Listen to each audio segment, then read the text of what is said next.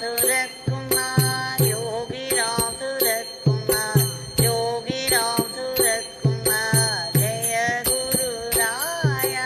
Yogi Ramsuratkumar, Yogi Ramsuratkumar, Yogi Ramsuratkumar, Jaya Guru Raya. Yogi Ramsuratkumar, Yogi Ramsuratkumar, Yogi Ramsuratkumar, Jaya Guru Raya.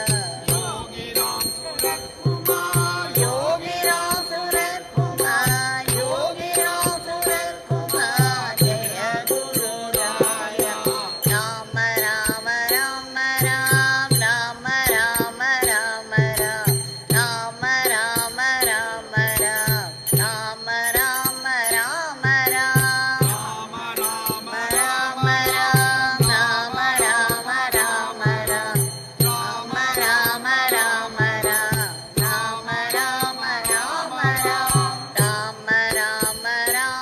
Rama Rama Rama Ram, Rama Rama Rama Ram, Rama Rama Rama Ram, Rama Rama Rama Ram, Rama Rama Rama Ram, Rama Rama Rama Ram, Rama Rama Rama Ram.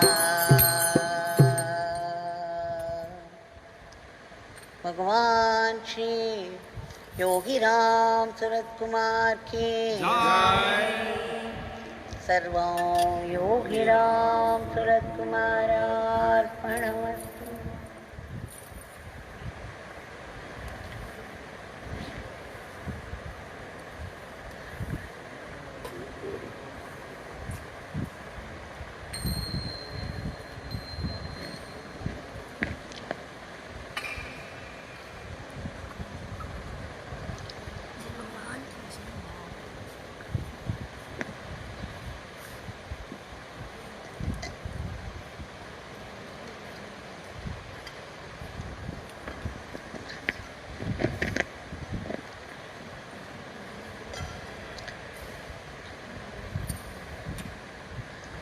With deep gratitude,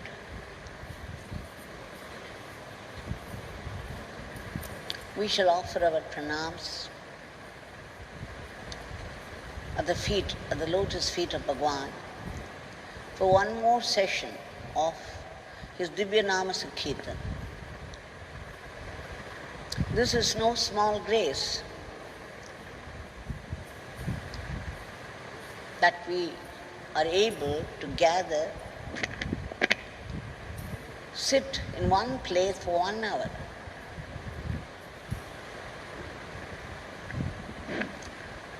And concentrate on the name and the presence. A great blessing. Our grateful pranams to Bhagwan.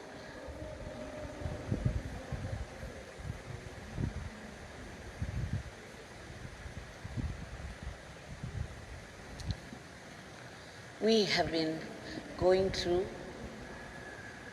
some drops from the ocean of grace, from the ocean of Leelas. Today there may not be any story, but there are some interesting conversations between Bhagwan and devotees.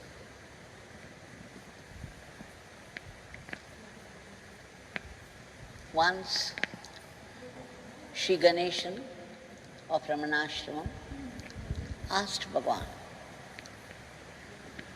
Yogi Ramsuratkumar. He said, for ages and ages, there has been only one truth.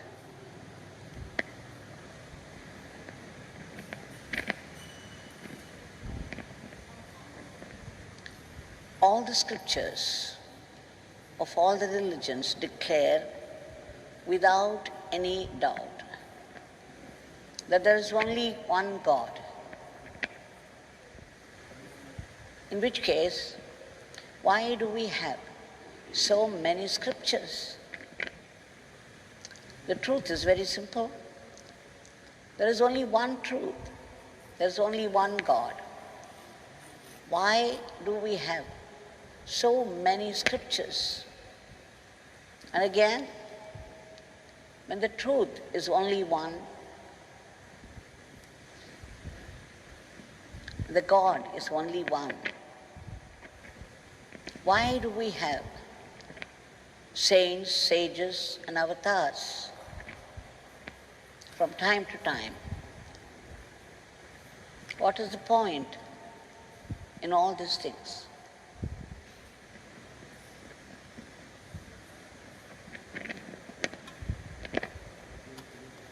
Bhagwan smiled and said, yes, the truth is only one. There is only one truth, the truth. There is only God. There is nothing else, no one else. And it's true, there are many, many scriptures, many, many religions. And what's more, there are saints, sages, and avatars.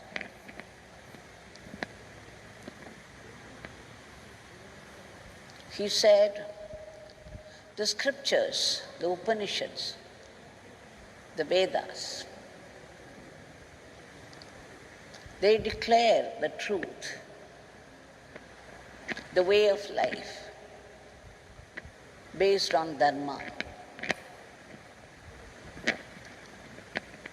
And do you know, Ganesha, why we have so many saints, sages, avatars, as you call them, here in India? It's not so in other countries. India abounds in great souls. Do you know the secret? Do you know why this happened here in this land? Because the Vedas, this Indian soil, is rooted in Vedas. This is the Vedic land.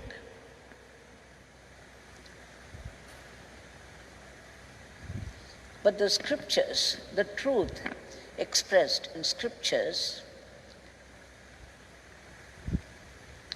they are beyond the understanding of a common man. The language, the cryptic language,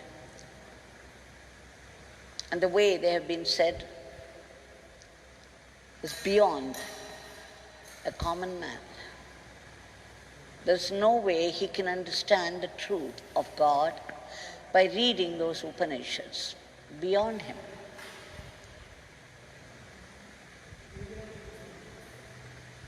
The truth has to be expressed in words. The truth has to be embodied from time to time for people to see clearly there is God, a God-man, a great master. He lives the highest truth. Everything about him, the divinity about him, his every look, every word, every step that he takes, every gesture he makes, they express this constant truth, the truth of existence of God. The divinity is very clear in a God-man for everyone to see. It expresses itself as grace, as blessings. The God-man adopts this truth and lives it every moment. Everything that he says and does will reveal this truth vibrantly. in a way even a common man can understand. A common man may not prostrate before a Bhagavatam, Bhagavad Gita, scriptures. But the minute he sees a God-man, there is something vibrant about a God-man, and intuitively, even a common man knows something, and he would prostrate before a God-man.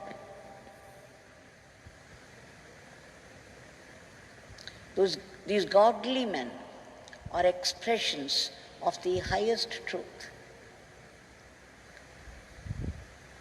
The only expression, the immediate expression of this highest truth is compassion,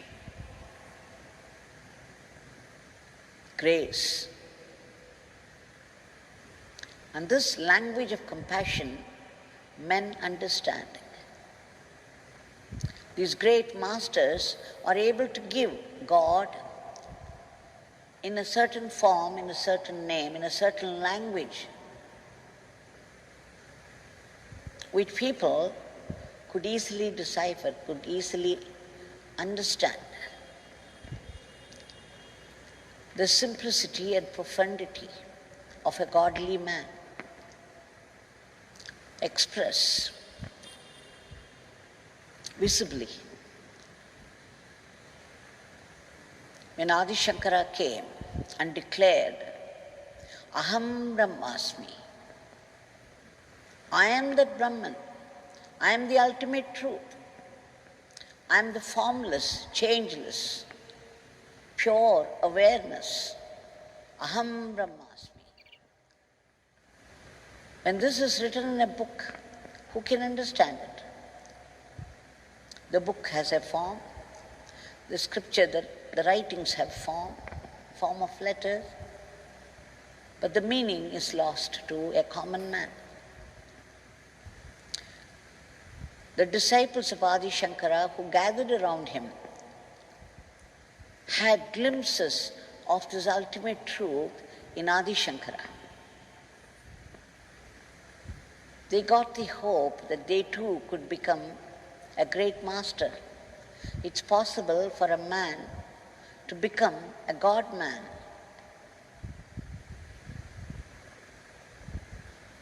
It's possible for a man to know that he is God, to reach the level where he understands he is only God.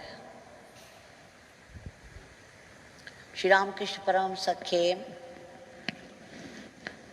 intellectual giants like Swami Vivekananda gathered around, and without having to read those scriptures, just by being with Ramakrishna and the vibrant presence of Ramakrishna Paramahamsa, they understood this great truth. They had glimpses. They had visible demonstration of the one divinity that expressed itself constantly through Ramakrishna Paramahamsa. Again, when Sri Raman Maharishi had come, Kavyaganta Ganapati and other people, they had been exponents of this Vedic Shastras, Vedas, but what they could not understand by even going deeply into Vedas, when they came and sat in the presence of Raman Maharishi, they could understand intuitively. It was there in the form of Raman Maharishi, the ultimate truth. Raman Maharishi embodied this ultimate truth, the Param Brahman. He sat there. They understood this is Brahman, and that this state is within reach of everyone who longs for it, who tries towards it.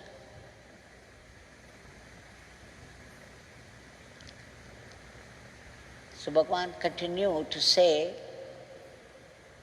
that only these great masters who have become one with the truth, who live, who are established in the highest truth, can reveal it to people in a way they understand. So this has to happen. And that's why so many great masters come down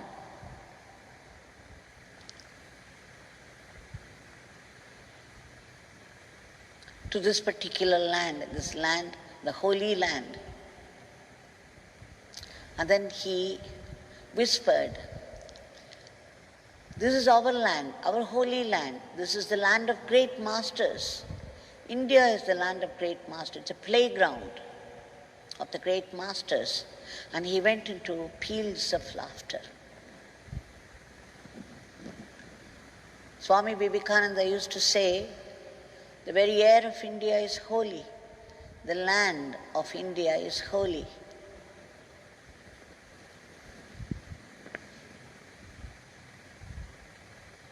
And there is a very quotable quote, a very interesting quote of Vivekananda,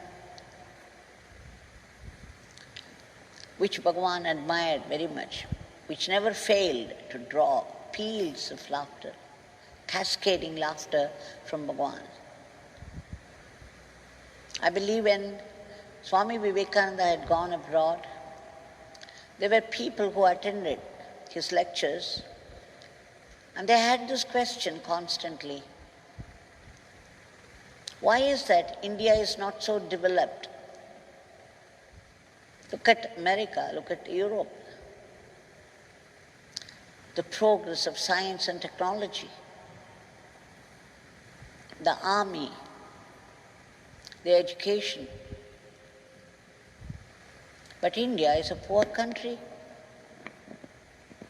Why is it not developed in the way the Western countries have? You speak such high truths, lofty truths.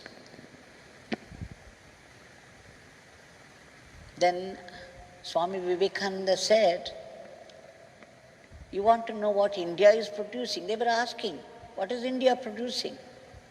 Look at our countries.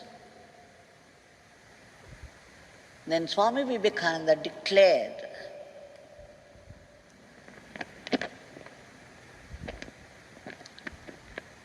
what has India been doing for ages and ages? I will tell you.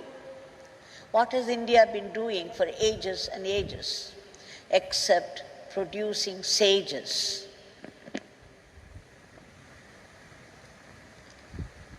So Bhagwan would quote and quote in many situations to many groups of people with his inimitable laughter, cascades of laughter.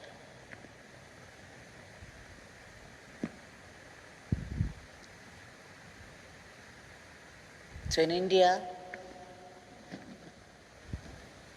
there are many traditions to suit the temperaments of people. There are many ways, many gods. Though there is only one God, there are many aspects to that. Each aspect is given a name. And it is Purna in itself. It's totality in itself.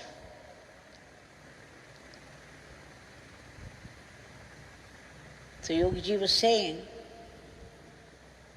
that it's very necessary to have these saints, sages and avatars coming down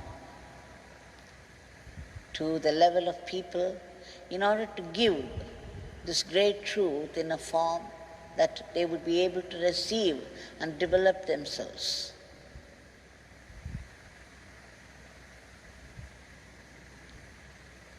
Because they are walking gods. One Phyllis, an American lady, has written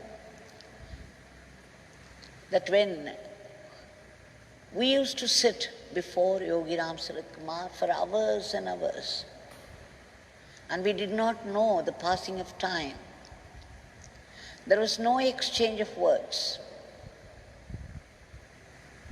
Our eyes would meet. Our souls would unite. Something would melt inside me, and streams of tears would be trickling down. How could one describe the experience of sitting in the vibrant presence of the divinity? She writes all this. She says, for me, India is Yogi Ramsuratkumar.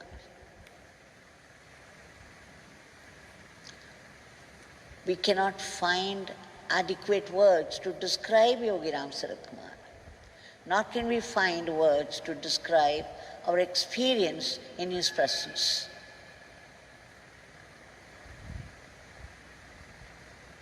A sense of fulfillment would flood my entire being. In every pore of my being, there would be such bliss and peace. There was no need for any words.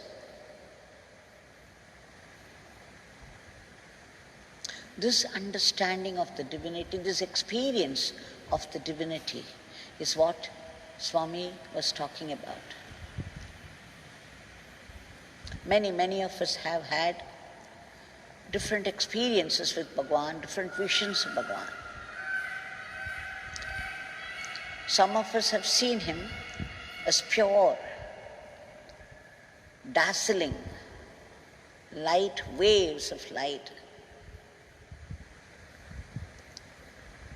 from the earth to the skies, a pulsating, vibrant, living presence of light, the light of millions of suns. One cannot see it with physical eyes. You need special eyes to see this. One day, when I was sitting there in the veranda of Sudama, I have narrated this incident once before, and maybe many other times in many other situations. But it's worth repeating, worth recalling again and again. Swami was sitting there and smoking. The postman brought a parcel, and then Swami got it straight from him. He tried to open it, and then he could not do it, that's what he said. And he seemed very frustrated and irritated that he could not open the parcel. He threw it into my lap and said, Devaki, oh, this beggar is not able to do this. Then I thought, must be very complicated for somebody who was working at different levels at a time for the sake of the cosmos. I had seen him work. I had seen him in different dimensions.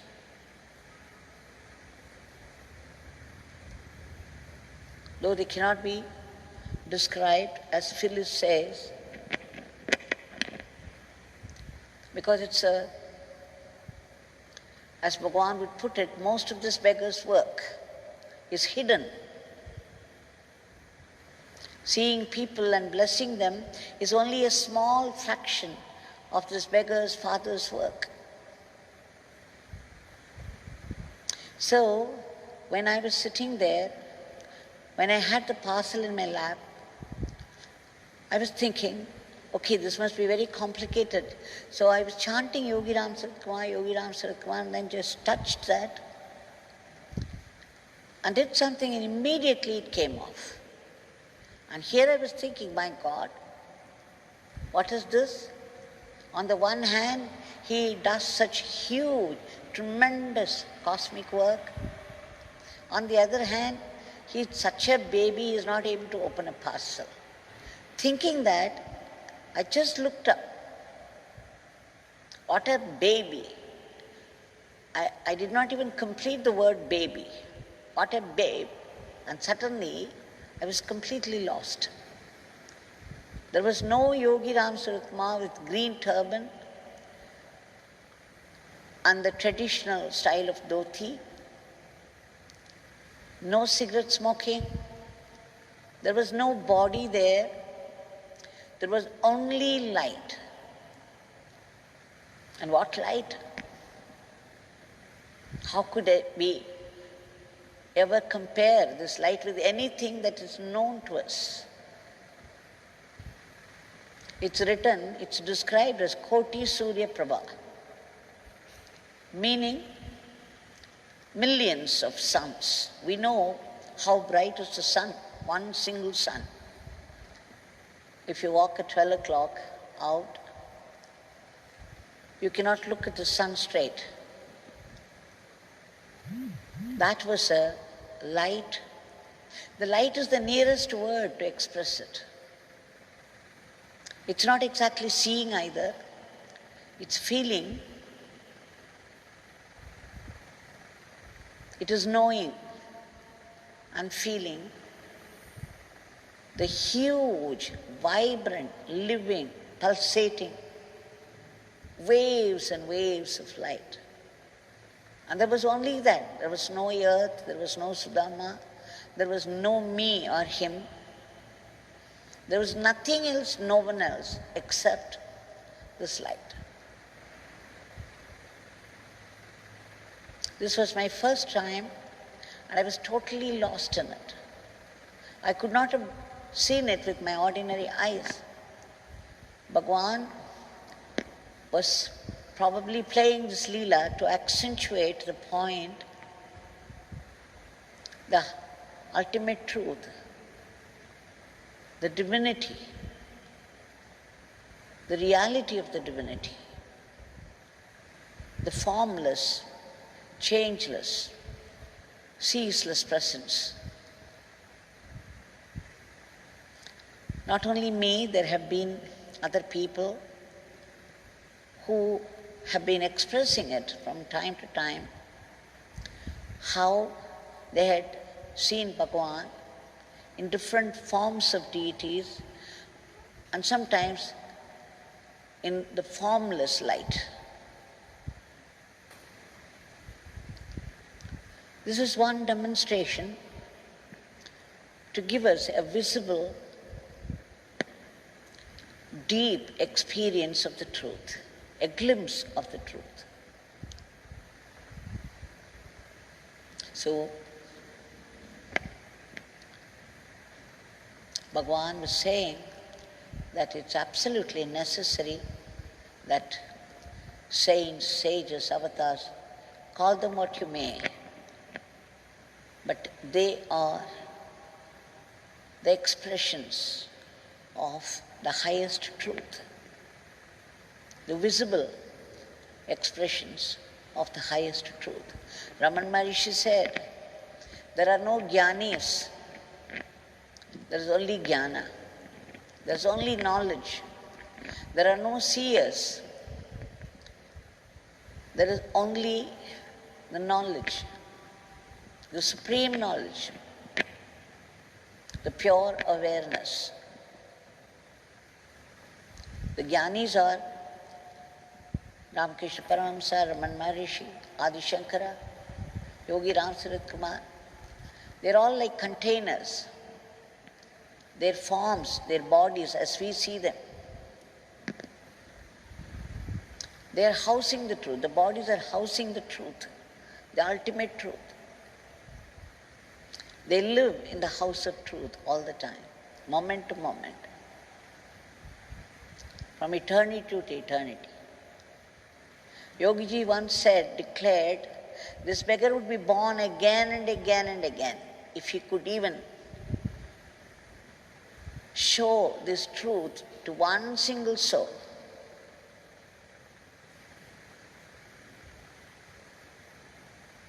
So that is the idea behind the appearance of these great masters who have made India their playground. And Yogiji, it's okay, we see the truth in the form of these great masters, but how do we get there? The highest truth is their experience still. It's not yet our experience. It is not yet our truth. Though we get a glimpse of it, we agree, we understand there is this truth. But then it must become our truth. We must be able to experience. We get glimpses, but we should get established in that. And then how do we do that? So different masters prescribe different ways, and Yogiji's main teaching is Nama chanting. For this dark age, when the mind is full of desires, the mind is wavering all the time. People are restless naturally. And there is so much evil, violence, and selfishness around. And in this particular environment, Nama chanting is the easiest and the highest path. Every time you chant the name, a quantum of divine energy is released inside you. And the job of this energy is to purify us.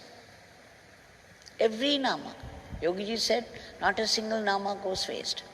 Every nama does its transforming work. And what is this transformation? Remove all the bad thoughts, burn the bad karmas, so that we get less and less angry, less and less fear, less and less jealousy, less and less selfishness, so that at one point the ego would be completely uprooted.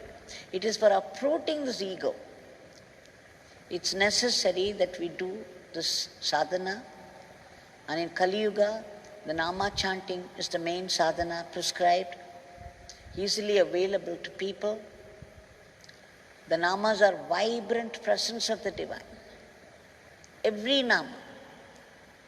When you chant the name Yogi Ramsuratkumar, Yogi Ramsuratkumar is vibrantly present. He is present, he is promptly present inside us. It's just that we don't have the sensitivity to feel his presence. But it does not mean he is not present. That is why when we call out the name Yogi Ramsuratkumar in times of difficulty, his presence rushes to help. Nama means presence. The vibrant, living presence of the Master, the living presence of the divinity. And therefore, we shall resort to chanting the name and praying, because the presence knows. That's why Yogiji said, you keep chanting. When you keep chanting and chanting, there's no need to pray separately, because the Nama will do the needful. And what is Nama? Nama is Nami. Nami is the presence of divinity. The divinity has gone to sleep inside. So selfishness is ruling us. But this has to be awakened. This awakening can happen with the chanting of name, pronouncing the name. And so let us resort to chanting the name and submit our prayers. We have to pray and ask for things. It's only when we ask God for things they can happen at all. We have to invoke His grace. So we shall submit our prayers today at the feet of Bhagwan, who is here It is Archavataram, meaning the idol, it's not mere idol, it's not a doll, it's not a statue. Bhagavan, even while he installed it, he said, do not think it's a statue. This is my Father himself. And there's a constant flow of grace from this. His words. So Bhagavan, we appeal to your generosity and boundless compassion to intervene immediately in order to free the entire humanity from the clutches of this Rakshasic virus and bring back normalcy in every aspect of life, everywhere in the world. And Bhagavan, please enter all those vaccines